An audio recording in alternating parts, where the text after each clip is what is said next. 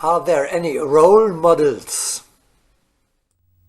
Yes, of course.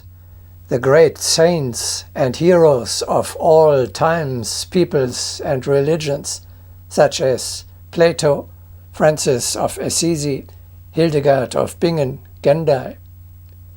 However, you should think not so much of a person, but rather of an office, a role.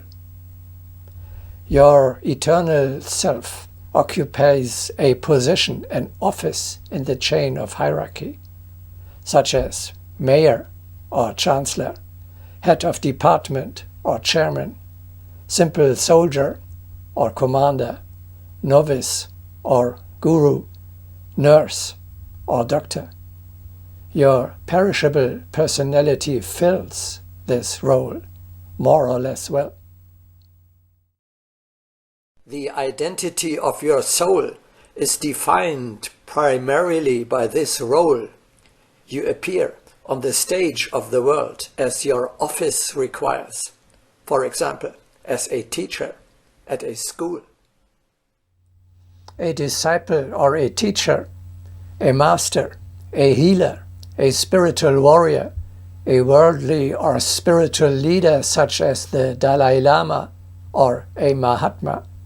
All these are offices, not persons. The greater your soul is, the more the personal traits of your mortal being recede behind the position that it has to fill according to its mission. You must overcome the thinking about your illusory, transitory I. You are the bearer of an office that gives you dignity, which you have to preserve, even when dealing with the unworthy.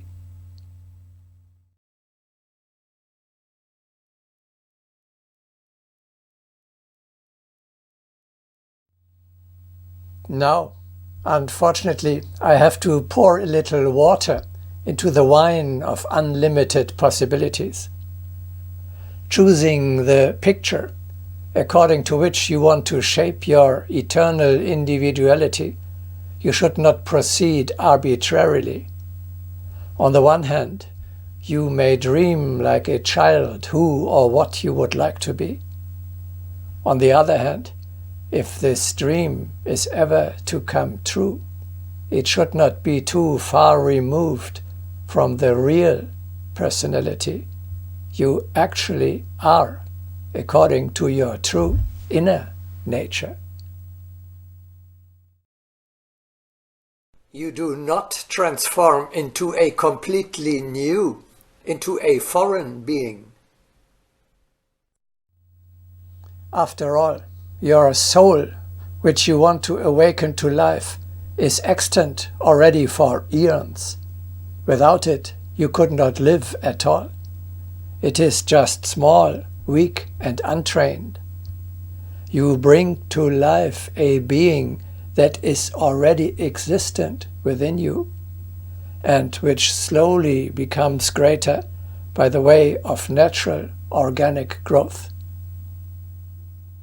You have to feel what you are in the subtle world by your very nature. Above all, do not aim too high. When a petty Philistine dreams of becoming a king, a Mahatma, or even an archangel, that would just be ridiculous. Dreaming realistically means envisage the next level, an intermediate step of your eternal journey, which you are really in a position to achieve. How can I find out who I really am? In the upper world, before birth, you know, of course, who you are and why, with what mission you go to Earth. This knowledge is usually lost during the incarnation. You have to try to win it back. Remember, who or what were you before birth in the subtle world? For example, have you already been the disciple of a spiritual teacher or the crown prince of a king? The abilities and accumulations which you discover within yourselves give a certain indication. A Mozart or Raphael was certainly an artist already in earlier lives. Even the longings and dreams that you cherish are often shaped by the lost paradise, namely by the real life you have actually led before birth in the other world or in an earlier earthly incarnation. If you are looking for your true identity, you have to go on from that what you have already achieved in past existences. This portrait of Nicholas Roerich is an indication to his former incarnation as a Dalai Lama.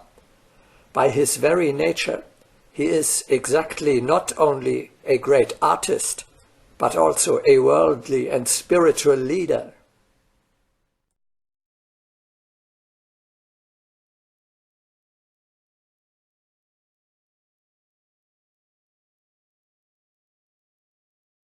I have chosen a picture according to which I want to shape my soul. How should I proceed from there?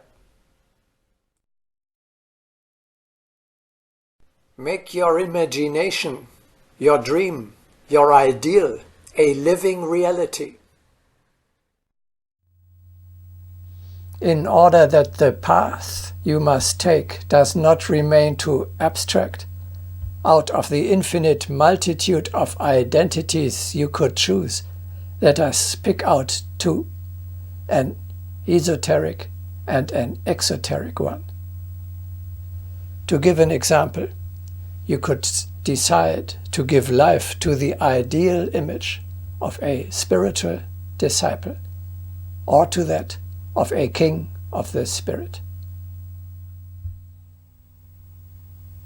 A spiritual disciple is a natural choice. We had already said, everyone, even a Mahatma, is the disciple of a greater one. You are a disciple anyway, even if you are not aware of that fact. Just as you are the son of a father, whether that suits you and whether you know your father or not. More about how you can educate yourself to become a disciple, you will find in our broadcasting, Become a Disciple. The role model of a king of the spirit we offer as example to those who are not yet walking on the spiritual path, but nevertheless willing to unfold the possibilities dormant within them. You change your consciousness. Instead of I am a soul, you now think I am a disciple of the brotherhood, or I am a king of the spirit. Discover the king buried deep within you and bring him to light. Find the disciple within you who wishes to become a master. As unbelievable as it sounds, we shall see right away. You can enliven this ideal image. Thus, you can make your dream image a reality.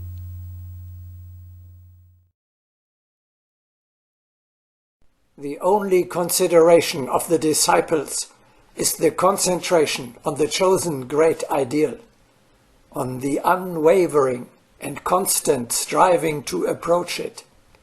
Such concentration continues unceasingly.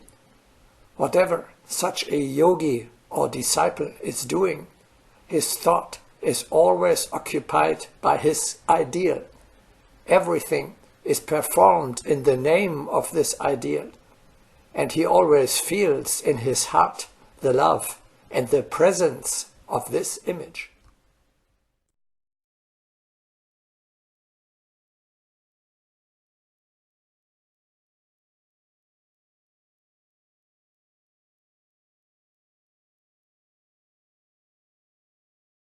Is not that mere imagination? Is it not a fiction? Do I not lie to myself when I attribute to myself a new name and a new office and pretend to be the disciple Ananda or the king Akbar? Yes, for our earthbound consciousness it is difficult to accept the realities, that is, the thought forms of the subtle world. The mere idea, the desire alone to become a disciple or a king, is a reality over there, although, of course, a rather weak one only for the time being. What we are doing is called visualizing today, without knowing that with the picture a reality is being formed, at least in the subtle world. Remember about the Raja who wished to receive a beautiful palace and did receive it, but who, on entering it, thought about an attacking tiger, which then appeared and tore him to pieces.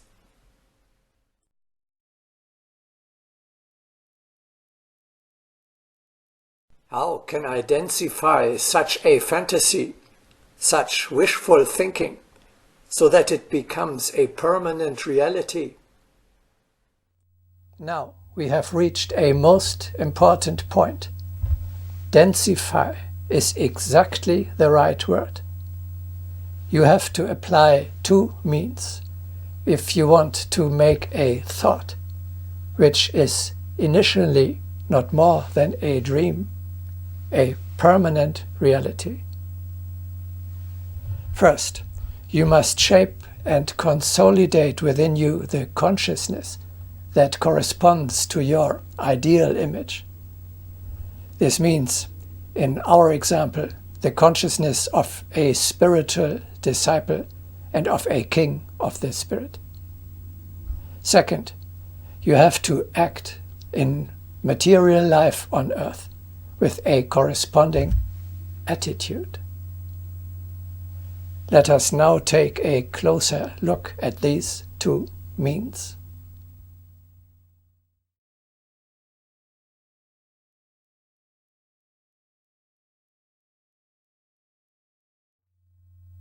First of all, you have to consolidate the thought form you nebulously envision. Steady your thoughts and feelings. When you constantly jump back and forth, think sometimes like this and sometimes like that. Sometimes fly high and then immediately crash. Pursue sometimes high ideals and sometimes low desires. Harbor the intentions sometimes of a saint and sometimes of a whore, or fidget like a jumping jack, depending upon who or what is currently pulling your string. Then you cannot even create a consistent thought form, let alone a self-contained personality. You then build a chaotic entity composed of hundreds of different and contradictory fractions. Due to lack of discipline of thinking and of lifestyle, there are so few stable personalities today. Saturating space with intensified thought, we clothe aspects of our striving with a particular figure. Thus, out of elemental matter, we create the desired image, which remains near the place where it was created, fortified by our thoughts. The eye of a child or a refined consciousness can perceive this formation. The more you succeed in focusing your thoughts and feelings on the chosen ideal, the more solid and the clearer a subtle reality is formed. As long as you think and feel like a disciple or a king, you are a disciple or a king, at least in the subtle world. As a disciple, for example, you welcome obstacles as examinations sent by the teacher. You make every effort to please your master, and in everyday life you always have in mind the goal of returning to his ashram in the evening. As a king, for example, you are always sitting on the throne of your higher self. You assume a superior position above people and situations, and you preserve the sovereignty of a ruler in all circumstances. If you allow just one thought or feeling to arise which is incompatible with your new dignity, you immediately lose your dreamt of identity. Now you see, we are not just wallowing in dreams. Being a disciple or a king according to your inner nature, your consciousness, your thoughts and feelings, is not an imagination, but a spiritual reality, which the people you meet will sense as well.